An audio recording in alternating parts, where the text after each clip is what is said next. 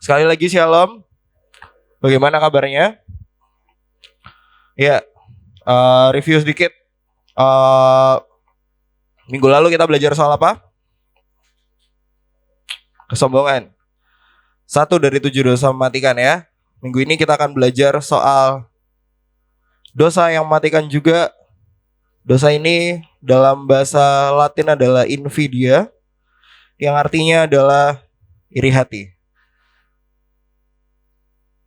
Kita cek ombak dulu. Siapa yang pernah iri hati? Boleh angkat tangan? Gue sama kayak kesombongan ya. Semuanya angkat tangan ya. Semuanya pernah iri hati? Oke, kita mulai dulu dari yang pojok sendiri. Salah ya, Jordan di pojok. Kakak Jordan, pernah iri hati sama siapa? Ada nggak di sini orangnya? Oh, nggak ada. Oh, ya weh. Di sekolah. Oke, sebelahnya kakak Jesse pernah iri hati sama siapa? Gak ada di sini. Oke. Tapi temen juga. Loh. Oh, bukan. Oke. Kayaknya aku tahu siapa yang dibuat iri. Oke, kita buka dulu ayatnya di Kejadian 4 ayat 1. Kejadian 4 ayat 1. Yang sudah ketemu katakan amin. Ya. Apa perikopnya? Ayo, makanya dibuka. Perikopnya adalah Kain dan Habel. Oke? Kita langsung skip ke ayat 3 ya. Setelah beberapa waktu lamanya, maka Kain mempersembahkan sebagian dari hasil tanah itu kepada Tuhan sebagai korban persembahan. Habel juga mempersembahkan korban persembahan dari anak sulung kambing dombanya, yakni lemak-lemaknya. Maka Tuhan mengindahkan Habel dan korban persembahannya itu. Ayat 5, tetapi Kain dan korban persembahannya tidak diindahkannya. Lalu hati Kain menjadi sangat panas dan mukanya muram. Firman Tuhan kepada Kain, mengapa hatimu panas dan mukamu muram? Amin. Semua udah tahu soal cerita ini? Sudah tahu? Oke, Kain mempersembahkan apa? Katanya udah tahu. Kain mempersembahkan sebagian dari hasil tanahnya. Kemungkinan besar hasil tanahnya adalah ya buah-buahan, beras gitu ya, kepada Tuhan. Habel mempersembahkan yang terbaik dari ternaknya. Namun bukan itu yang jadi masalah yang akan kita soroti hari ini. Tapi kenapa Kain marah? Alasannya adalah karena persembahan Habel lebih diindahkan oleh Tuhan. Nah, hari ini kita akan belajar dosa yang namanya iri hati, gitu ya.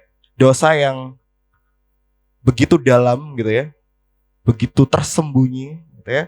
Kalau kesombongan kelihatan. Kemarin kan Bapak Gembala bilang bahwa kesombongan itu bisa muncul dalam banyak hal yang terjadi di sekitar kita. Pembulian, tiba-tiba pamer soal skill gitu ya. Diam-diam di pojokan tiba-tiba kelentingan gitar gitu. Gak ada yang peduli padahal gitu ya. Kesombongan biasanya muncul ke permukaan karena ingin dipuji, ingin dilihat. Iri hati gak pernah muncul ke permukaan.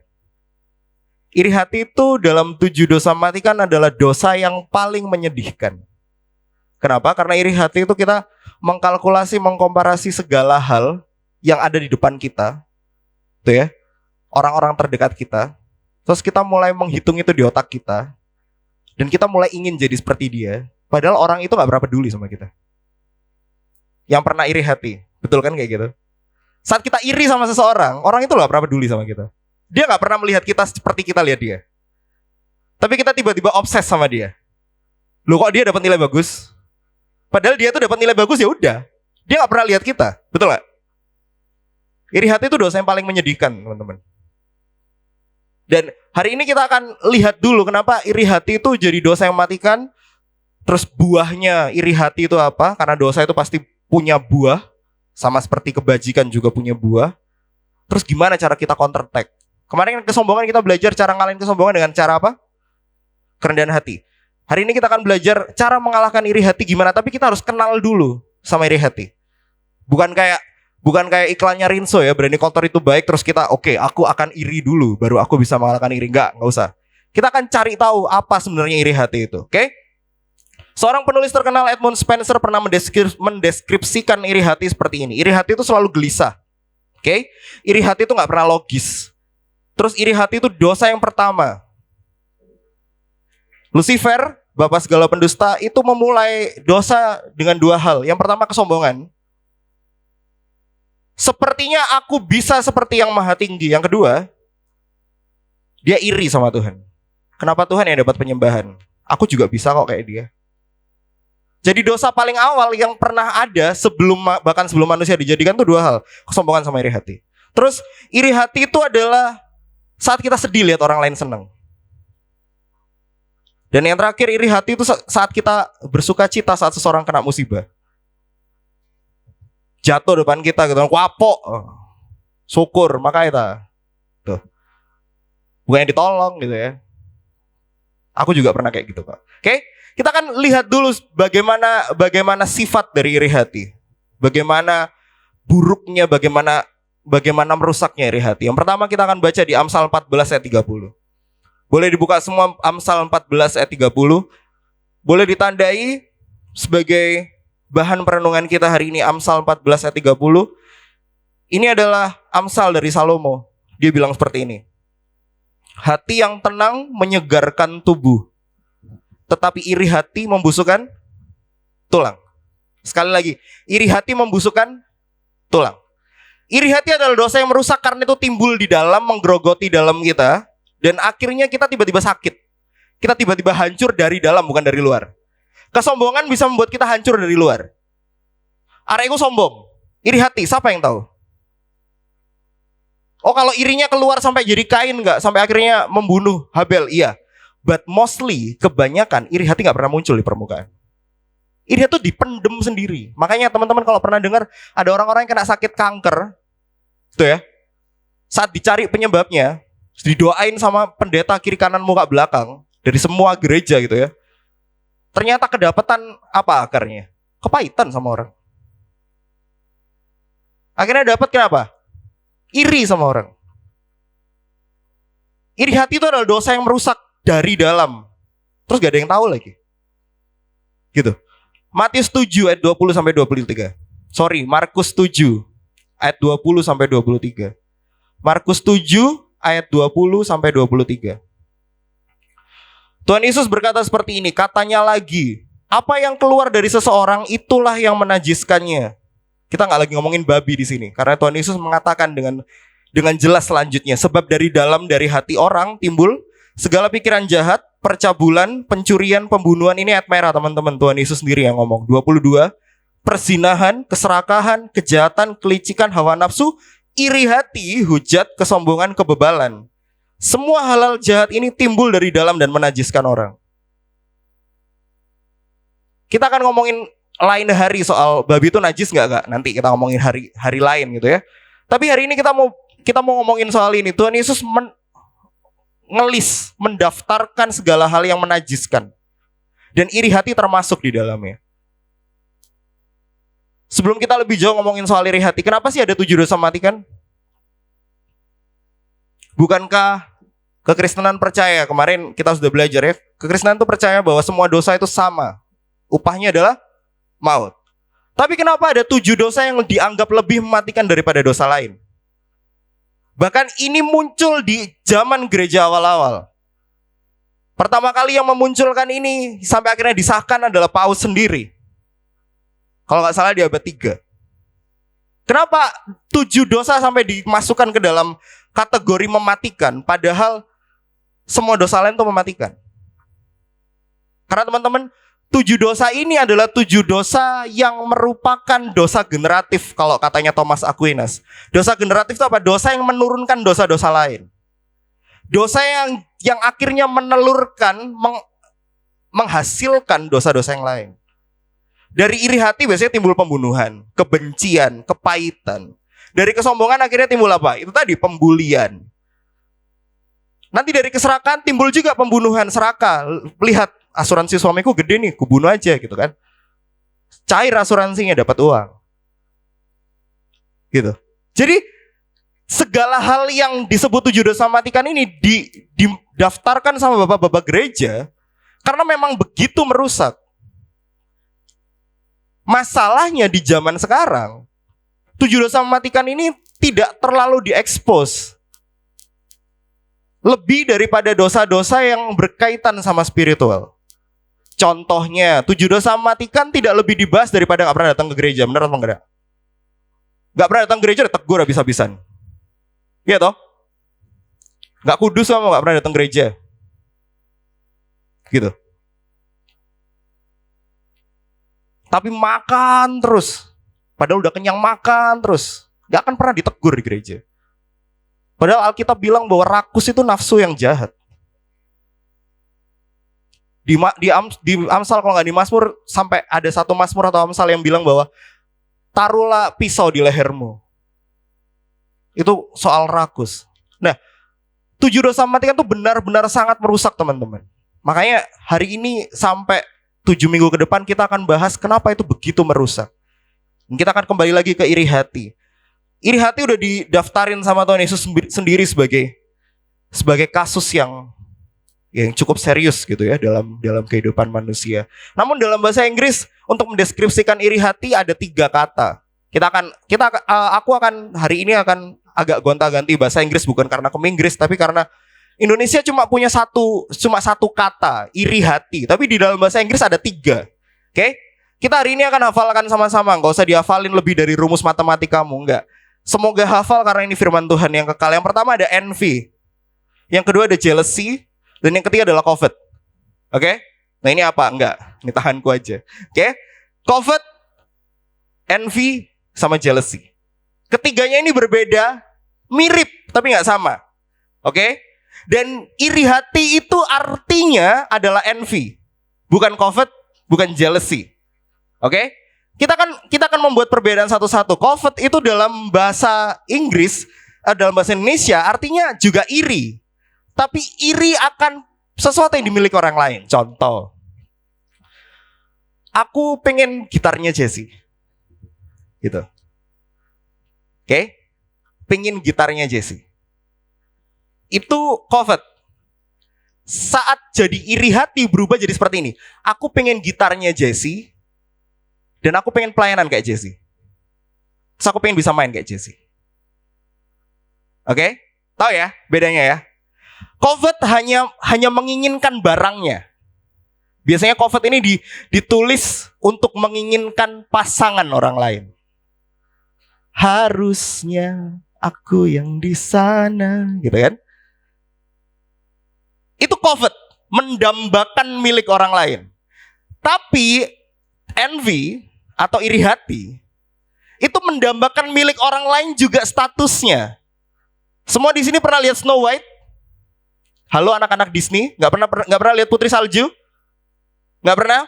Penyihir Putri Salju itu selalu bilang di kaca seperti ini. Cermin gitu kan. Siapa yang paling cantik di dunia ini? Tuh ya. Penyihir? Enggak lah. Ratu yang paling cantik adalah engkau. Sampai suatu kali dia bilang sama cerminnya, cermin, siapa yang paling cantik di dunia ini?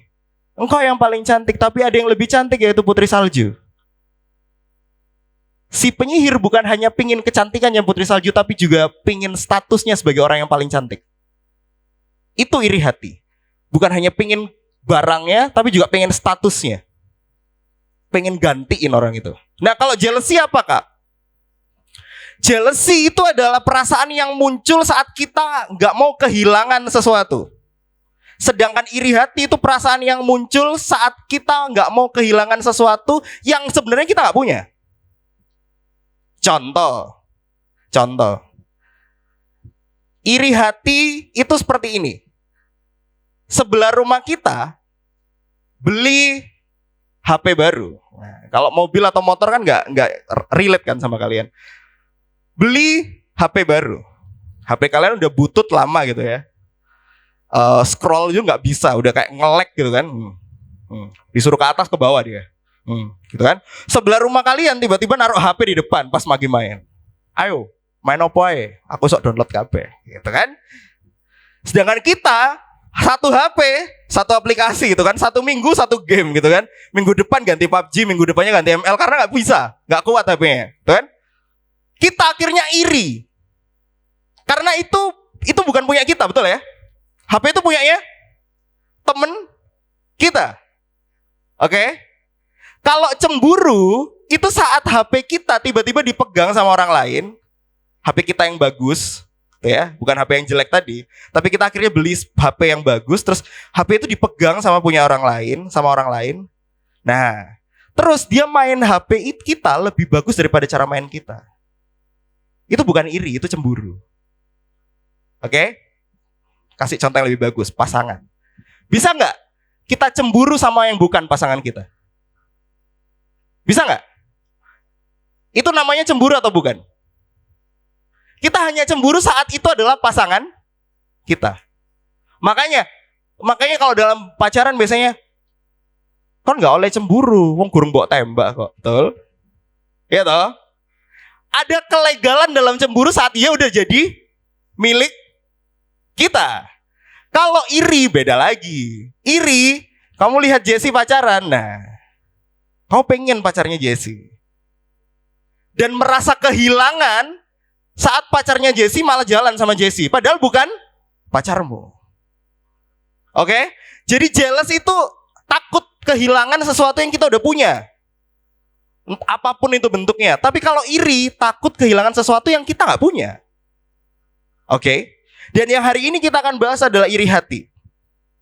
Dalam tradisi Yahudi ada sebuah perumpamaan soal iri hati.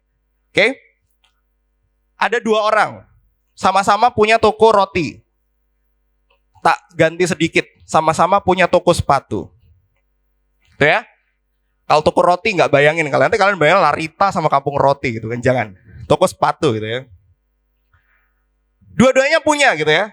Sebut saja yang pertama kita pakai nama samaran. Yang toko satu namanya tokonya Chelsea gitu ya, nama samaran. Samaran loh, bukan nama asli gitu ya. Satunya punyanya Krishna gitu ya. Toko Chelsea sama toko Krishna. Jualnya sama sepatunya. Oke? Udah kebayang? Adep-adepan. Ya. Karena Chelsea dan Krishna adalah dua-duanya itu sama-sama saling bertarung, saling rival gitu ya. Akhirnya yang mereka hitung bukan pendapatan mereka, tapi banyakkan penghasilanku hari ini atau penghasilannya Chelsea hari ini. Gitu. Nah, suatu kali Tuhan datangnya ke Krishna. Gitu. Tuhan bilang, "Udahlah, kalian daripada bertengkar terus, urusan siapa yang lebih banyak pendapatannya padahal berkatku sama, meskipun dalam jumlah yang berbeda gitu ya. Sekarang tak kasih semuanya yang kamu mau deh. Pilih kekayaan, umur panjang, harta dan sebagainya." Tuhan bilang gitu ke Krishna. Untuk menyelesaikan konflik. Tapi ada syaratnya. Syaratnya adalah Chelsea bakal dapat 2 kali lipat dari yang kamu minta. Tebak-tebakannya, si Krishna minta apa? Minta apa? Minta apa? Minta bangkrut, oke. Dan dalam cerita kuno Yahudi ini, orang yang ditanyai sama Tuhan minta apa? Buat mataku satu buta. Biar apa? Biar dua-duanya, biar yang satunya buta semua. Iri hati itu selalu kayak gitu. Yang dirusak pertama diri kita demi ngerusak orang lain. Kesombongan akan membuat kita merasa sedikit lebih tinggi daripada orang lain. Iri hati itu selalu membuat kita ngerasa diri rendah dan akhirnya kita udahlah, nggak apa-apa aku rusak, yang penting dia juga rusak. Gitu. Makanya iri hati itu dosa yang menyedihkan, teman-teman.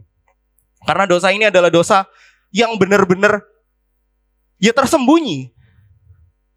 Kalau sales datang di satu kampung yang ada satu orang paling sombong di dunia, dia akan menjelaskan gitu ya, produknya, pancinya gitu ya, sales panci bisa bilang gini, "Bu, sampean harus beli panci ini. Gak ada satupun di sawah teratap yang beli." Orang sombong akan langsung beli, betul ya?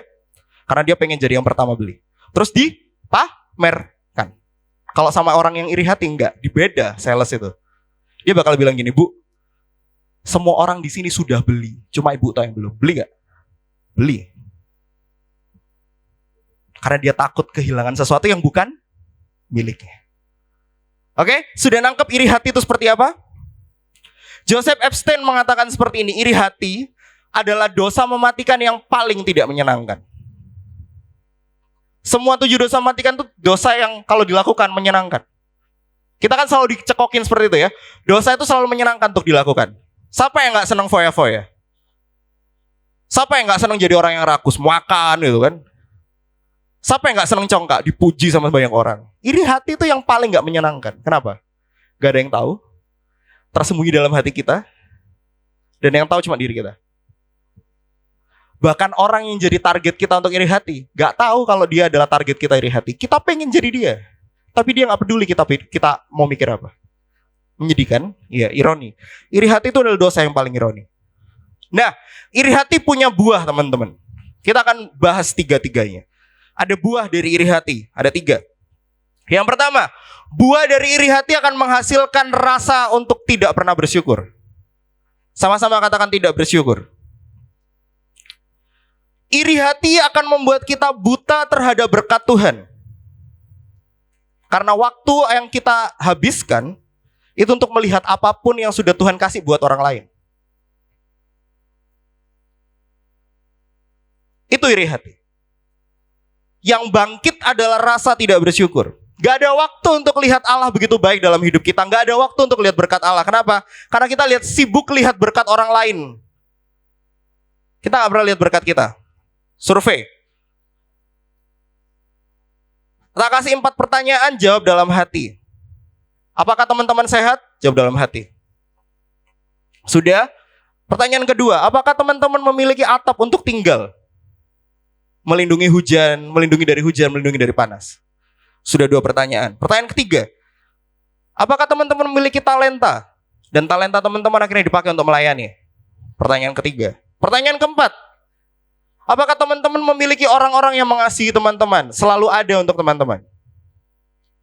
Dari 4 pertanyaan itu, siapa yang jawabannya iya untuk 4 pertanyaan? Boleh angkat tangan. Oke, yang jawabannya 3 untuk 4 pertanyaan tadi. Yang jawabannya cuma 1 untuk 4 pertanyaan tadi. Yang jawabannya enggak semua, boleh angkat tangan. Gak ada kan? Gak ada yang jawabannya enggak untuk semua pertanyaan kan? Berarti ada hal yang bisa kamu syukuri. Betul? Setidaknya minimal ada 1 hal yang bisa kita syukuri dalam hidup, tapi kita memilih untuk melihat orang lain. Udah sehat nih. Ini kayak aku sakit hari ini, udah sakit lama gitu ya. Bawa ketularan Odi mungkin. Udah sakit lama gitu. Tapi aku masih punya atap buat aku tinggal. Aku masih punya talenta untuk melayani, untuk aku kembangkan. Dan aku masih punya orang-orang yang mengasihiku. Papa mamaku, adikku. Cukup kan untuk bersyukur? Iri hati selalu menutup mata kita untuk bersyukur. Kita terobsesi sama apa yang orang lain punya dan kita enggak. Roma 1 ayat 21 sampai 23. Mungkin kita akan mulai berpikir, gak bersyukur itu masa jahat sih kak? Tuh ya. Masa jahat sih? Sebelum kita buka ini, skip ayatnya Yakobus 3 ayat 16. Kita akan lihat kenapa iri hati adalah punya buah-buah yang harus kita bahas hari ini. Yakobus 3 ayat 16. Aduh, catatanku James lagi. Yakobus 3 ayat 16. Ini kutandai sejak zaman STT gitu ya. Sebab di mana ada iri hati dan mementingkan diri sendiri, di situ ada kekacauan dan segala macam perbuatan jahat. Oke? Segala macam perbuatan jahat. Dan buah pertama dari iri hati yang kita bahas tadi adalah rasa tidak bersyukur. Dan rasa tidak bersyukur itu adalah sesuatu yang jahat. Nah, mungkin ada 1 orang yang nanti angkat tangan. Masa gak bersyukur tok jahat kak? Saya lebih jahat orang-orang yang di penjara loh kak, yang bunuh orang. Benarkah rasa tidak bersyukur adalah jahat? Kita buka tadi ayatnya. Roma 1 ayat 21 sampai 23. Rasul Paulus mendeskripsikan dengan bagus bagaimana sebuah perasaan tidak bersyukur itu adalah sesuatu yang sangat jahat. Sebab sekalipun mereka mengenal Allah, mereka tidak memuliakan Dia sebagai Allah atau mengucap syukur kepadanya. Sebaliknya pikiran mereka menjadi sia-sia dan hati mereka yang bodoh menjadi gelap. Ayat 22. Mereka berbuat seolah-olah mereka penuh hikmat, tapi mereka telah menjadi bodoh. 23. Mereka menggantikan kemuliaan Allah yang tidak fana dengan gambaran yang mirip dengan manusia yang fana, burung-burung, binatang-binatang yang berkaki empat, atau binatang-binatang yang menjalar. Bahasa simpelnya, iri hati akan menghasilkan rasa tidak bersyukur. Rasa tidak bersyukur akan menghasilkan penyembahan berhala. Jahat gak? Baru kerasa kalau jahat. Jalan dari tidak bersyukur akan selalu menuntun kita kepada penyembahan berhala. Nah, berhala zaman sekarang udah gak kayak yang ditulis Paulus, binatang-binatang berkaki empat. Zaman dulu begitu orang-orang Mesir, orang-orang Yunani kuno. Dewa-dewanya kan binatang-binatang gitu kan. Zaman sekarang berhalanya beda. Berhalanya adalah keinginanmu terhadap milik orang lain. Segala sesuatu yang menggantikan Allah menjadi tempat teratas dalam hatimu itu berhala.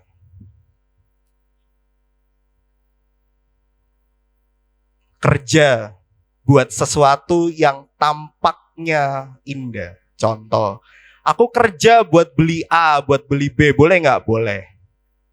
Tapi saat keinginanmu untuk beli A dan B itu bukan untuk kemuliaan Tuhan, tapi untuk menegaskan bahwa kamu lebih daripada orang lain, itu yang nggak boleh. Tidak bersyukur akan selalu menuntun kita kepada penyembahan berhala, kepada segala hal yang berurusan sama tahta tertinggi dalam hati kita. Kita akan mulai berusaha untuk mengejar apapun selain Tuhan. Baru kita bisa bilang bahwa tidak bersyukur adalah sesuatu yang jahat. Betul? Nomor 2. Buah dari iri hati adalah kebencian. Ingat cerita Saul dan Daud? Apa penggerak Saul tiba-tiba benci sama Daud? Karena dia dianugerahi mahkota dan diurapi oleh Samuel? Enggak. Hanya karena satu nyanyian Saul benci sama Daud. Nyanyiannya bilang apa? Saul mengalahkan beribu-ribu, tetapi Daud mengalahkan berlaksa-laksa. Sejak saat itu, teman-teman sudah baca, sejak saat itu Saul benar-benar benci sama Daud. Kebenciannya berubah jadi keinginan untuk membunuh. Karena ada komparasi dalam otaknya, ada perbandingan dalam otaknya. Kok berani-beraninya bandingin raja sama bocil? Daud berlaksa-laksa, gua cuma beribu-ribu. Nyanyian apa ini? Iri hati akan selalu menghasilkan kebencian. Udah gak bersyukur, benci lagi sama orang. Dan balik lagi, orangnya lo gak peduli sama kamu. Menyedihkan toh iri hati itu. Ya, ini dosa yang paling menyedihkan. Kita udah benci sama dia, dia biasa aja sama kita. Kok bisa ya dia biasa aja sama kita? Ya karena kamu doang yang bermasalah. Dianya enggak. Dia datang gereja, datang aja. Baru masuk pintu kamu udah liatin dia. Kan? Kata gereja telung wulan, tiba-tiba gereja guyang-guyu mana? Dia tuh lo gereja biasa aja, nggak peduli sama apa omongan orang. Iri hati itu selalu tampil semenjadikan itu. Dan yang tahu kamu iri hati siapa? Ya Anda sendiri. Ya kita sendiri. Ketiga, buah iri hati adalah bersuka cita. Loh, kok buaro kak? Terhadap penderitaan orang lain. Oke, sekali lagi, buah dari iri hati adalah saat kita mulai bersuka cita terhadap penderitaan orang lain. Roma 12 ayat 15. Nah, ini seru nih. Paulus pernah bilang begini, Roma 12 ayat 15. Ini ayat yang harusnya kita pegang seumur hidup kita kalau kita bercengkrama sama teman, kalau kita lagi nongkrong ya. Bersukacitalah dengan orang yang bersuka cita. Menangislah dengan orang yang menangis. Iri hati sebaliknya. Dia akan menangis saat orang lain bersuka cita. Dia akan bersuka cita saat orang menangis. Tapi aku gak pernah kayak gitu kak. Beneran gak? Gak pernah kayak gitu. Beneran nih kayak aku gak pernah kayak gitu kak. Bener? Mari kita refleksi diri. Gak usah dijawab. Pernah gak kita senyum? Senyum aja kecil. saat kita dengar kabar teman kita putus?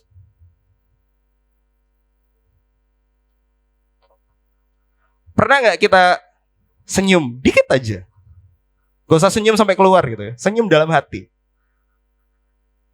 Saat teman kita kesaksian bilang bahwa dia gak bisa bayar SPP. Pernah nggak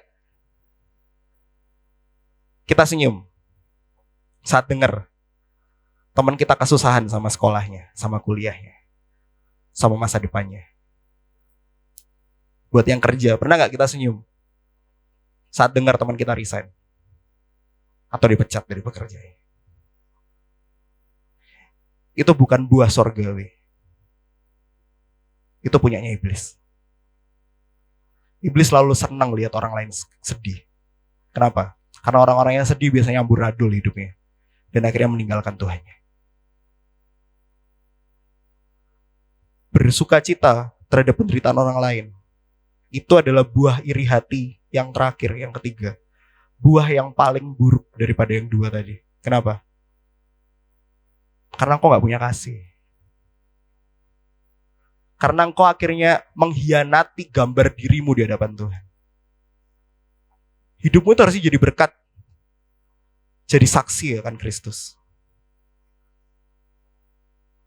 Ada satu quote bilang gini, kalau kamu berkumpul di tengah orang-orang yang pencemooh, saat kamu pulang, kamu yang diomongin. Dan saat kita kayak gitu, di meja-meja tongkrongan kita, di meja-meja ngopi kita sedang iri hati sebenarnya. Tapi susah gak zaman sekarang gak ngomongin orang gak? Boleh gak ngomongin orang? Boleh, kalau engkau punya solusi. Habis ngomongin, tegur. Ngomong doang, akhirnya benci bareng-bareng. Gak ada gunanya. Akhirnya besoknya satu tongkrongan gak suka sama si B. Loh, sing berurusan mek atok loh. Tapi karena A ini cerita, gak benar ya. Akhirnya satu tongkrongan benci sama si B. Loh, gak bahaya tak? Dari satu orang yang kepahitan jadi satu tongkrongan yang kepahitan. Padahal gak ada yang ikut-ikut. Oke? Buah dari iri hati itu tadi 3. Yang pertama, tidak bersyukur. Yang kedua, apa? Kebencian. Ketiga, bersukacita terhadap penderitaan orang lain. Nah, sekarang kita akan belajar. Setelah kita ngerti buah-buahnya, kita akan belajar bagaimana cara kita mengenali iri hati ini awalnya kerjanya kayak gimana sih. Kenapa kita harus mengenali iri hati bekerja seperti apa? Supaya kita bisa counter attack. Gitu. Kita bisa nge-counter sesuatu saat kita tahu cara kerjanya sesuatu tersebut. Betul? Betul ya? Itu diterapkan dimanapun, mau dalam game, mau dalam kehidupan sehari-hari gitu ya. Coba, counter kebisingan apa? Pakai headset lah. Ada proyek di sebelah rumahmu. Gitu. Terus kalian counter dengan kalian taruh telinga kalian di sebelah proyeknya. Ke counter gak? Ya tuli. Pakai headset dong. Apalagi kalau minggu-minggu biasanya potong rame kan orang-orang. Gitu kan. Pakai headset. Counternya kayak gitu. Kalau di game juga sama. Setiap hero punya counternya. Kenapa? Counternya adalah soal bagaimana cara dia bekerja. Dan iri hati kita akan belajar ada 2 cara bagaimana dia bekerja. Sehingga kita akan ngerti di momen apa kita sebenarnya iri hati. Terus kita akan mulai lihat bahwa iri hati itu fokusnya gitu ya, sama apa. Dan akhirnya kita akan belajar cara nge-counternya. Yang pertama, teman-teman, iri hati itu adalah dosa yang dekat. Sama-sama katakan dekat. Oke. Kalau dalam bukunya Joseph Epstein dijelasin bahwa iri hati itu small town sin. Artinya dosa di kota kecil. Kenapa dosa di kota kecil small town sin? Karena iri hati tidak pernah bergerak terlalu jauh. Contoh, habis Olimpiade nih, atlet-atlet pada ditaruh di TV nih, diwawancarai. Siapa yang pernah iri sama atlet-atlet itu? Boleh angkat tangan? Gak ada kan? Apresiasi semua kan? Keren Ancen. Terus kita mulai lihat di Google. Itu? Ancen swanger sih warnanya gitu. Nih ada pemain-pemain futsal hebat nih. Ada Rian, terus ada Krishna, ada Chelsea tuh ya. Pernah gak kalian iri sama Messi? Pernah gak? Ya enggak lah, buat apa ya tuh? Malah suka. Ya apa sih cara mainnya gitu ya, buat penggemar Ronaldo. Aku lebih suka Ronaldo kak, ya wes gitu kan. Tapi kan kita gak pernah jadi iri sama Ronaldo atau iri sama Messi kayak harusnya aku yang menang Ballon d'Or. Lucu kan tambahan kan? Lapus sih kono kak apa-apa dah. Iri hati itu selalu menjangkit orang-orang yang ada di sekitar kita, percaya gak percaya? Kenapa? Iri hati itu selalu merelevansikan perbandingan di otak kita sama orang yang gak jauh beda sama kita. Makanya iri hati itu selalu ditargetkan kepada paling biasanya itu apa? Teman. Kalau kita adalah seseorang yang sedang melayani Tuhan di sebuah gereja, apakah kita bisa iri sama jemaat gereja yang dapat klien pengiriman besi contohnya? Nyambung gak? Enggak ya? Tapi kita bakal iri kalau kita pelayan Tuhan. Kita bakal iri saat teman yang kita belajar sama-sama dalam melayani tiba-tiba pelayanan duluan dan kita gak dijadwal-jadwal. Betul gak? Itu loh iri hati. Iri hati itu selalu dekat sama kita. Gak usah tak sebut orangnya. Ada satu temanku yang dulu sempat terjangkit sama ini karena dia benar-benar terobsesi sama satu orang. Bagus banget main drumnya. Sampai dia benar-benar pengen kayak dia. Sampai suatu kali dia sadar, aku gak akan pernah bisa kayak dia. Karena cara mainku berbeda. Baru iri hatinya hilang. Sebelumnya, yang dia lihat dia terus. Bahkan pelayanan, dia cuma mikir, areiku mau dulu aku pelayanan, guyu gak ya? Iri hati itu selalu tampil kayak gitu. Terkadang seolah-olah membuat kita ngerasa bahwa kita sedang melakukan hal yang benar. Gak ada yang benar dalam iri hati. Iri hati ya iri. Iri hati itu selalu dekat sama kita. Membandingkan kita sama orang-orang yang kita tuh pengen jadi seperti itu. Kita mungkin bisa iri sama Messi kalau kita adalah teman masa kecil Messi yang sama-sama di SSB sama Messi gitu ya. Di La Masia sama Messi, kita lihat Messi makan sebelah gitu kan. Dia temanku makan sebelah dulu, sekarang dia menang Ballon d'Or. Mungkin kita bisa iri, tapi kalau sekarang kita jauh dari dia, nggak bisa. Justru kemungkinan kita iri itu sama orang-orang yang dekat sama kita.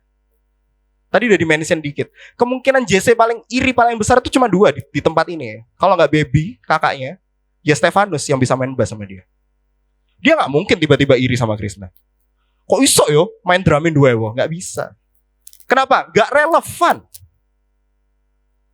Coba kita bayangkan orang yang jadi target kita dalam iri hati. 3 detik bayangin. 1, 2, 3. Udah kebayang mukanya? Oke. Sudah kebayang ya mukanya? Yang tadi kita bilang kita iri sama dia. Relevan gak dia sama hidupmu? Relevan toh. Dia bukan orang yang jauh. Betul? Kadangkala dia sahabat kita. Ups. Kadangkala kita makan bareng sama dia, main bareng sama dia, tapi dalam hati kita iri sama dia. Karena kita merasa bahwa tadi harusnya aku yang di sana, harusnya aku yang pelayanan. Kok des? Suaranya lo gak lu enak timbang. Suaranya kayak tikus kejepit kok. Aku malah gak pelayan. Iri hati itu selalu sangat dekat. Saking dekatnya kita sampai akhirnya mulai membandingkan diri kita. Terus kita mulai mikir, dia kok bisa, aku gak bisa. Ada yang salah ini sama Tuhan. Nah itu iri hati. Yang disalahin siapa? Tuhan. Kok dia diberkati Tuhan, kok dia dapat kesempatan Tuhan, kok dia dapat bla bla bla bla. Dekat banget padahal. Sebelahan sama kita. Tapi itu target utama iri hati kita. Ada di sini yang pelayanan terus tiba-tiba iri sama pendeta-pendeta terkenal, nggak ada kan. Misalnya Krishna iri sama Echa Sumantri, gak iso aku iri Mbak Echa Sumantri, nggak mungkin. Gak mungkin. Krishna bakal iri kalau tiba-tiba Jordan main drum lebih bagus daripada dia. Betul gak Chris? Kok iso gitu kan? Karena belum kejadian jadi gak mungkin gitu kan. Tapi kemungkinannya bakal sangat besar kalau tiba-tiba orang yang di sebelah kita bareng-bareng sama kita tiba-tiba lebih bagus daripada kita. Begitu juga dalam sekolah. Gak pernah belajar. Tuh ya, ada teman kita yang kayak gitu. Gak pernah belajar, turu-turu. Tiba-tiba ranking 1. Kesel kan kita. Aku garap PowerPoint susah-susah, gitu kan? Presentasi susah-susah, dia turu-turu tok, ranking 1. Lagi-lagi orang yang dekat kita. Kita gak mungkin iri sama kelas lain gitu. Aku iri sama dia, kakak tingkatku, 3 tahun di atasku. Pokoknya dia udah lulus lah dari pas aku sekolah. Gak mungkin kita iri sama orang kayak gitu. Makanya iri hati itu small town sin. Oke? Jadi nanti kita akan bahas counter attack-nya bagaimana. Nomor 2, iri hati selalu membuka cara kita berpikir tentang diri kita. Sekali lagi, iri hati itu adalah dosa yang membuka cara kita berpikir soal diri kita.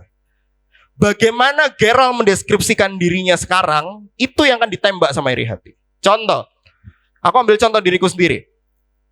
Cara Gerald mendeskripsikan dirinya sendiri sekarang adalah hamba Tuhan dengan talenta nomor 1 WL, yang kedua pengkhotbah. Itu cara aku mendefinisikan, dan itu yang bakal diserang sama iri hati. Kalau nggak ngasih WL yang lebih baik daripada aku, dan akhirnya aku mulai mengkomparasikan diriku sama WL yang lebih baik itu. Apalagi kalau WL yang lebih baik itu nggak pernah latihan. Tiba-tiba kalau WL dia lebih bagus daripada aku, pasti aku iri. Begitu cara iri hati bekerja. Gitu. Makanya kita gak mungkin iri hati sama Messi karena kita bukan pesepak bola profesional. Ya fun futsal gitu loh. Betul ya? Gak mungkin kita iri hati sama Messi.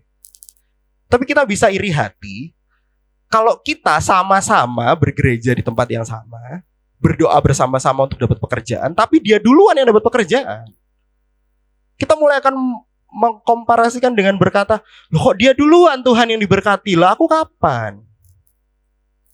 Terus kita ngeliatin orang ini maju, terus kita tetap di situ menangisi diri kita sendiri. Karena itu iri hati, tersembunyi, menggerogoti, membusukkan tulang. Yang hancur siapa? Dirimu sendiri, dia jalan aja. Tiba-tiba nyecel sudah, gitu ya. Kita, kenapa sih dia? Nggak cari pekerjaan baru, nggak bikin lamaran. Begitu iri hati. Kok dia dapat pacar sih? Pacarnya relationship goal lagi. Gua kok jomblo terus sih. Padahal temen yang satunya ini gak pernah berdoa buat pacar, fokus mengembangkan hidupnya. Dan di waktu yang tepat Tuhan kasih. Anda tidak mengembangkan dirimu, tapi minta pacar yang akan Tuhan kasih. Begitu iri hati tampil. Kita mendefinisikan diri kita sebagai apa? Contoh, lagi kayak Stefanus misalnya. Definisi Stefanus adalah, aku adalah pelayan Tuhan di bus dan di multimedia. Stefanus gak akan pernah iri sama cara Pak Tris menyapa jemaat.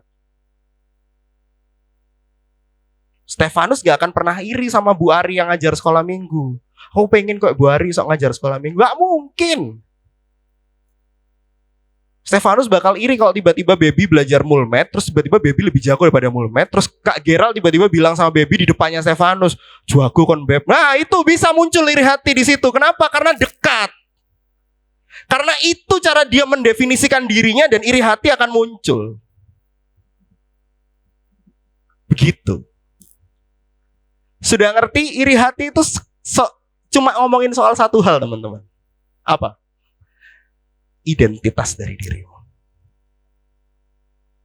Makanya 7 dosa mematikan itu dibagi jadi 3 kategori besar. Yang pertama adalah perverted love, kasih yang sesat, kasih yang mesum. Yang kedua adalah excessive love, kasih yang berlebihan terhadap dunia. Yang ketiga insufficient love, kasih yang gak pernah cukup. Iri hati, kesombongan dan kemarahan itu termasuk ke dalam kasih yang sesat. Kenapa? Ya seolah-olah kasih, Tapi sesat targetnya. Kesombongan target kasihnya siapa? Diri sendiri. Kemarahan target kasihnya siapa? Egomu. Egomu digoyang dikit, lu marah. Iri hati, kasihnya kepada siapa? Kepada milik orang lain. Engkau gak akan bisa mengasihi dirimu, mengasihi Tuhanmu, mengasihi sesamamu kalau engkau mengasihi punya orang lain. Makanya target kasih dari iri hati itu seolah-olah benar. Kasihlah sama manusia kan enggak? Iya. Tapi engkau mengasihi dan ingin mengambilnya. Makanya di hukum Taurat juga ditulis dengan jelas, jangan kau mengingini milik sesamamu. Itu bukan ngomongin soal mencuri, tapi ngomongin soal yang timbul dari dalam hati, yaitu iri hati. Oke, terakhir kita akan bahas bagaimana counter attack-nya.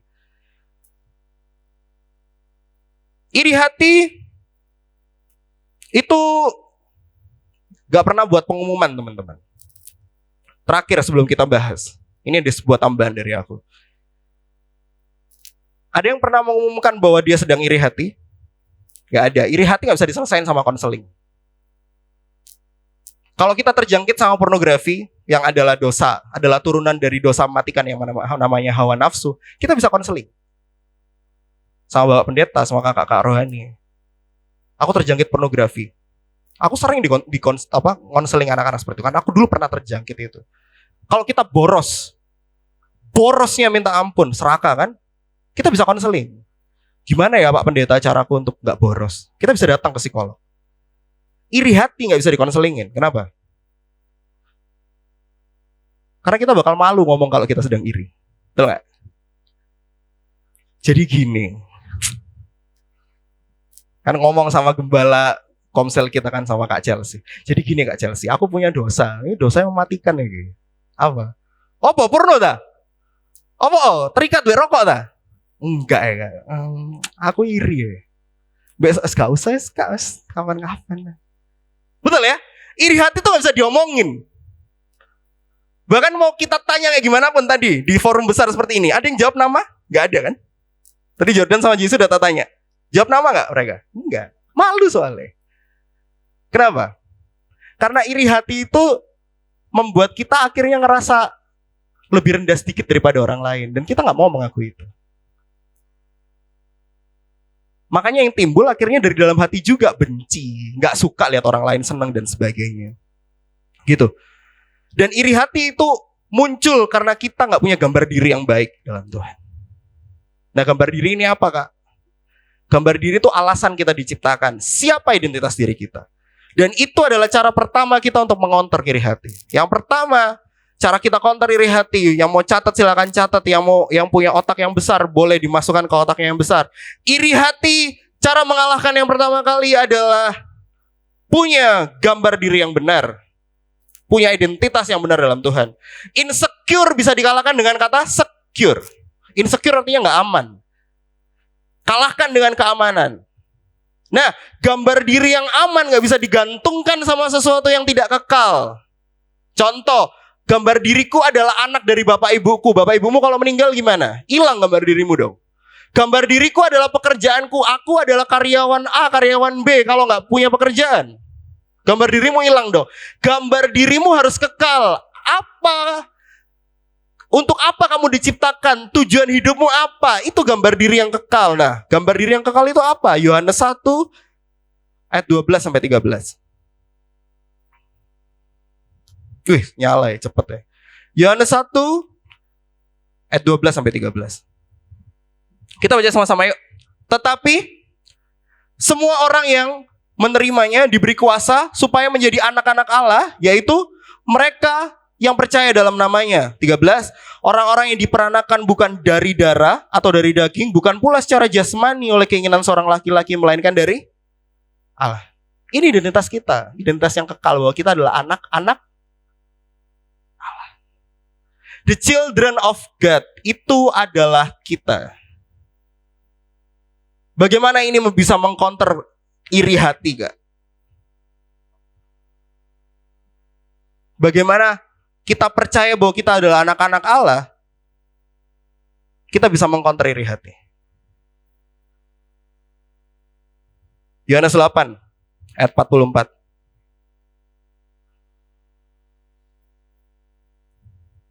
Karena perubahan identitas itu penting, teman-teman. Ada yang tahu identitas kita sebelum kita jadi anak-anak Allah? Halo? Yohanes 8 ayat 44 berbicara seperti ini. Iblislah yang menjadi apa? Bapamu. Berarti sebelum kita jadi anak-anak Allah, kita adalah anak-anak. Kayaknya terlalu jahat deh ngomongin bahwa diri kita itu anak-anak iblis. Coba kita ingat tadi buah-buah dari iri hati. Gak bersyukur, benci, gak suka lihat orang lain senang. Itu yang dilakukan iblis, bukan? Betul. Kalau kita melakukannya berarti kita anak-anaknya iblis. Makanya gambar diri yang diubah oleh Tuhan, kamu bukan lagi anak-anak iblis. Dan kamu ingin melakukan keinginan-keinginan Bapamu. Ia adalah pembunuh manusia sejak semula dan tidak hidup dalam kebenaran, sebab di dalam dia tidak ada kebenaran. Apabila ia berkata dusta, ia berkata atas kehendaknya sendiri, sebab ia adalah pendusta dan bapa segala dusta. Yesus menceritakan dengan lengkap bagaimana anak-anak iblis yang adalah kita pada awalnya. Dan akhirnya kita diangkat jadi anak Allah. Dan akhirnya kita dapat identitas baru sebagai anak-anak Allah. Ada banyak perumpamaan soal anak-anak, soal apa identitas diri kita. Tapi hari ini aku akan ambil satu. Bahwa kita adalah anak yang diadopsi oleh Allah. Boleh katakan adopsi. Wih, mulai sesat ya Kak Gerald. Kita buka ayatnya. Di Roma 8 ayat 15.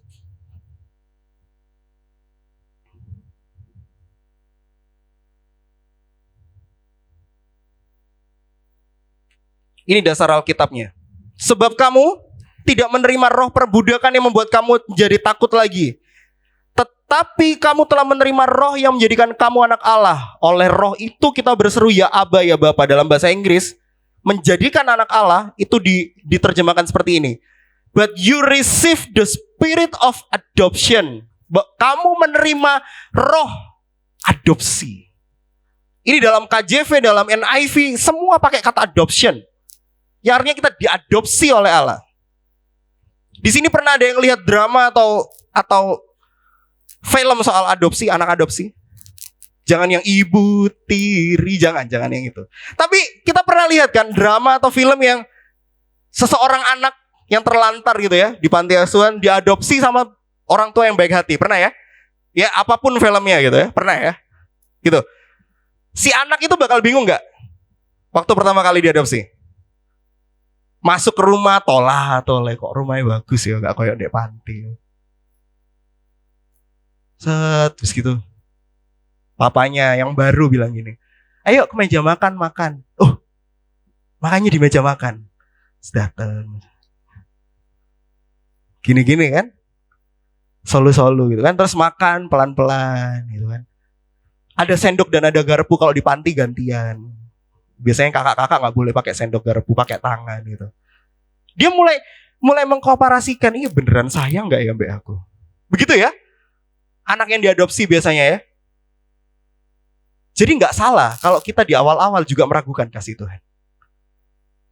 Saat kita dari yang anak-anak iblis terus tiba-tiba jadi anak-anak Allah, kita diadopsi sama kerajaan sorga, kita mungkin akan bingung sama suasana kerajaan sorga. Dari yang anak-anak pang, dari anak-anak yang biasa melakukan hal-hal yang buruk, tiba-tiba nyampe gereja, shalom Tuhan Yesus memberkati. Kita bingung, ya orang beneran serius gak ya Tuhan memberkati ke aku ya? Betul ya? Ingat awal-awal kita bertobat, kita bingung kan? Sama segala suasana yang baru ini, sama segala suasana sorgawi, isinya senyum, isinya hal-hal yang baik. Kita bingung sama itu. Tapi perlahan namun pasti manusia akan selalu beradaptasi. Dan kita pelan-pelan akan mengerti bahwa orang tua yang mengadopsi kita benar-benar mengasihi kita. Betul? Dan itu adalah perjalanan iman setiap pribadi untuk menemukan Allahnya. Gak tergantung sama umur. Aku berkali-kali bilang di tempat ini, kalian bagus sekali udah nemuin Tuhan di umur segini. Aku mau nemuin Tuhan di semester 1 kuliah. Sebelum semester 1 amburadul. Gak percaya aku Tuhan itu siapa. Bukan edgy agnostik atau edgy ateis, enggak, bukan. Karena emang gak percaya aja. Buat apa ada Tuhan? Karena itu tadi, diadopsi itu benar-benar kultur shock, teman-teman. Dari kerajaan dunia yang sangat-sangat kotor, tiba-tiba dimasukkan ke kerajaan sorga. Kita tuh bingung. Loh, kok gak ada sing meso deh gini yo. Kiri kananku padahal meso. Di dunia ini, gereja kok gak ada ya. Tapi perlahan-lahan, aku juga masih terjangkit di situ. Tapi perlahan-lahan, kita akhirnya mulai ngerti cara ngerem diri loh, untuk gak meso. Nanti perlahan-lahan mesonya bisa hilang. But take time, proses. Gak ada yang instan. Nah, nanti perlahan-lahan saat kita ngerti bahwa kita diadopsi oleh orang tua yang baik, yaitu Allah Bapa itu, kita akan mulai ngerti perlahan-lahan. Terus kita akan mulai berani untuk masuk kamarnya, terus datang ke dia. Tuhan, kenapa sih ngadopsi aku? Nanti kita akan mulai sadar bahwa sejak awal kita adalah anaknya. Makanya ada perumpamaan soal anak sulung, anak bungsu yang pergi kan? Kenapa? Dia pengen dunia. Dan kita itu sejak awal begitu. Kita itu anak-anak Bapa. Tapi kita memilih dunia. Lalu kita diadopsi lagi oleh Bapa, padahal itu bukan adopsi. Tuhan sedang ngeklaim hal miliknya. Yaitu kamu, aku, kita. Jadi akhirnya kita akan semakin sadar bahwa kita bukan orang adopsi, kita bukan anak adopsi. Kita sejak awal memang punya kerajaan sorga. Kita adalah anak-anak Allah. Tapi kita sempat pergi. Dan kita berpikir bahwa itu papa kita yang asli adalah iblis. Enggak, papamu yang asli yang di depanmu sekarang, yaitu Allah Bapamu. Tuhan Yesus yang baik itu. Gitu. So, miliki gambar diri yang benar.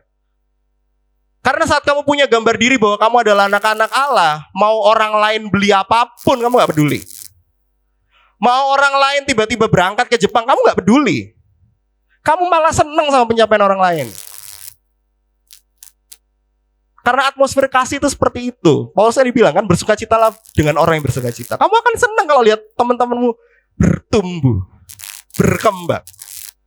Jesse akan senang lihat Stefanus tiba-tiba bisa main lagu enak nus, jago kan. Tapi nggak ada dalam dirinya. Yo iya, wong dhek gak ketua pramuka kayak aku. Ya akeh waktu guys sinau. Enggak. Atmosfer kasih akan membuat kamu mencintai setiap hal yang orang lain suka, dan kamu senang sama orang lain bahagia, orang lain bertumbuh. Karena apa? Karena gambar dirimu benar. Kamu anak-anak Allah. Oke? Nomor 2. Cuma ada 3 poin kok guys. Nomor 2. Tadi iri hati menghasilkan 1 buah namanya nggak bersyukur. Counternya dengan apa? Bersyukur. Jadi counter iri hati yang nomor 2 setelah mengenal identitas kita adalah bersyukur. Ada banyak ayat soal bersyukur yang selalu Paulus tekankan, bersyukur. Karena ini cara yang terbaik untuk iri hati. Gak ada tekniknya, cuma say thank you aja sama Tuhan. Gitu. Mulai praktekkan. Kalau bersyukur gak ada teorinya kayak tadi anak-anak Allah. Gak ada teorinya. Gak panjang-panjang ngomongin soal bersyukur. Cukup setiap hari sebelum kita tidur, mulai ingat apapun yang baik yang sudah Tuhan kasih sama diri kita, ucapkan rasa syukur. Sebelum tidur bilang, Tuhan terima kasih buat A, B, C, D. Daftarkan itu semua. Daftarkan itu semua sampai daftarmu terlalu penuh dan akhirnya kamu bilang, iya ya Tuhan tuh baik. Semakin sering kamu mendaftarkan kebaikan Tuhan, akan semakin penuh daftar kertasmu. Dan kamu akan gak punya waktu untuk iri sama orang lain. Jadi soal rasa syukur, praktek. Gak usah pakai teori. Jadi rasa syukur itu begini-begini. Gak usah, udah. Praktek aja. Syukur. Berikan rasa syukur yang terbaik untuk segala hal yang kamu terima. Udah, bersyukur aja di setiap doamu. Tuhan terima kasih atas makanan ini. Meskipun aku pengen gacoan Tuhan, gak usah. Bersyukur aja. Tuhan, aku bersyukur atas makanan ini. Stop di situ. Gak usah dibandingin sama orang lain. Karena gak kayak si A Tuhan yang cuma makan tempe aja, hari ini aku makan ayam. Gak usah. Gak usah ditambah apa-apa. Tuhan, aku bersyukur atas makanan di depanku. Terima kasih. Oke? 3. Dan ini yang paling penting. sudah mengerti identitas diri, sudah mengerti bahwa rasa iri hati harus dikalahkan dengan rasa syukur yang ketiga. Iri hati yang bisa dikalahkan oleh kasih. Sehingga poin ketiga, kalau Anda ingin mengalahkan iri hati, kasihi orang-orang yang berpotensi membuatmu iri hati. Kalau udah muncul benih iri hati ini sedikit aja, kok DE langsung puji dia, langsung kasihi dia. Teman-teman kayak gini, 1 Korintus 13 ayat 4 berkata seperti ini teman-teman. Kasih itu sabar, kasih itu murah hati, ia tidak cemburu. Engkau tidak akan bisa mengasihi sambil engkau iri hati. Gak bisa jalan sama-sama. Jadi kalau engkau mau berhenti iri hati, mulai mengasihi. Cara mengasihi paling gampang untuk orang-orang yang menjadi target kita. Kalau sahabatmu ranking 1 kasih selamat. Gak usah dicari alasannya tiba-tiba ranking 1. Mau dia nyontek, mau dia apa, kasih selamat. Kenapa? Itu menyelamatkan dirimu dari iri hati.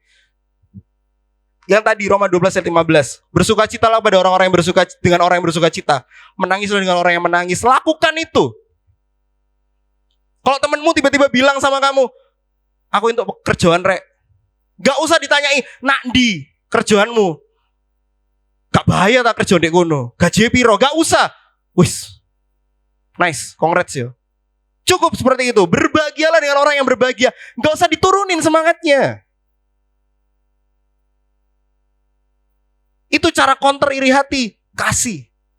Selalu puji. Dan teman-teman, daripada iri, gunakan iri hatimu menjadi sesuatu yang lebih baik. Yaitu semangat untuk terus mau maju. Daripada iri, misalnya aku pengen main bass, daripada iri lihat Venus, daripada iri lihat Jesse, datengin aja Jesse, datengin aja Venus. Aku belajar kok. Bayangkan kalau kita hidup di dunia seperti itu. Bayangkan kalau kita hidup di komunitas seperti itu. Ada yang lebih jago dikit, kita bukannya pasti DS yang kepilih pelayanan dia lebih jago, tapi kita datang. Ya apa sih cara main, ajaran aku kok. Terus kita belajar dengan sungguh-sungguh, naik bareng-bareng, bertumbuh bareng-bareng. Menyenangkan gak? Menyenangkan gak? Bukan soal siapa yang di atas, tapi sama siapa kamu di atas. Itu yang lebih penting dalam hidup kekristenan. Percuma di atas sendirian, kamu akan kesepian. Di atas sebagai tim itu menyenangkan. Bawa semua orang ternaik sama kamu di atas. Kasih itu sangat menyenangkan teman-teman. Oke, aku tutup dengan kalimatnya Mother Teresa. Dia bilang begini. Saat engkau menolong orang-orang di bawahmu, engkau gak akan punya waktu untuk iri sama orang-orang di atasmu. Bahkan kamu juga gak mungkin tahu kalau kamu ternyata yang paling atas. Karena kamu sibuk nolongin orang di bawah. Stop iri hati. Selesain itu. Selesain itu. Sekarang pertanyaan refleksi buat teman-teman. Anda sekarang iri hati sama siapa? Nah, kalau udah kebayang satu nama, cuma wajahnya besar banget di pikiran kalian. Mulai ambil langkah sedikit.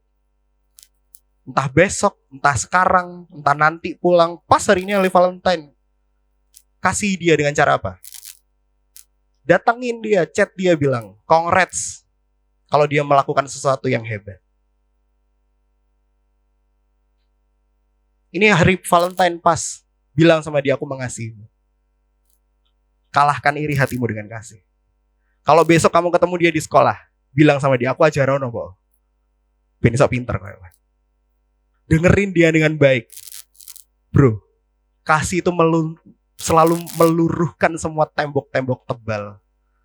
Ingat, kasih yang membuat kita semua selamat. So, datang sama mereka. Datang sama orang-orang itu. Mulai belajar untuk mengasihi. Amin. Mulai datangi mereka satu-satu. Biasanya iri itu cuma sama satu orang. Datengin dia. Ya apa sih aku kayak kau. Ya apa aku iso glowing kayak kamu. Kalau buat yang cewek-cewek, ajaran aku make up. Jangan dibacotin. Dah. Datang aja belajar sama-sama. Sekali lagi, belajar sama-sama, tumbuh sama-sama, naik bareng-bareng. Menyenangkan? Mari kita berdoa. Terima kasih Tuhan Yesus, bersyukur atas firman-Mu hari ini kami belajar Tuhan. bahwa kasih-Mu bisa mengalahkan segalanya. Terima kasih Tuhan atas firman yang begitu indah hari ini. Kami percaya setiap orang di tempat ini mendapatkan arti dari kasih-Mu, dari rasa syukur yang seharusnya kami panjatkan kepada-Mu hari demi hari.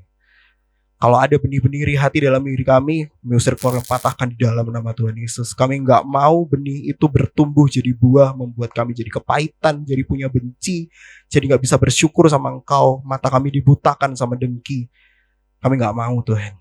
Kami mau sembuh dari iri hati. Kami mau bareng-bareng sama teman-teman kami, bareng-bareng sama orang-orang di sekitar kami, naik sama-sama, bertumbuh sama-sama untuk melayani Engkau, untuk mempermuliakan nama-Mu. Dalam nama Tuhan Yesus, hamba-Mu selesai berbicara, Roh Kudus-Mu yang manis akan membuat setiap hal yang terlalu susah yang diucapkan oleh hamba-Mu menjadi sederhana dan bisa menjadi rema untuk setiap orang yang tempat ini. Dalam nama Tuhan Yesus kami sudah berdoa, haleluya, amin.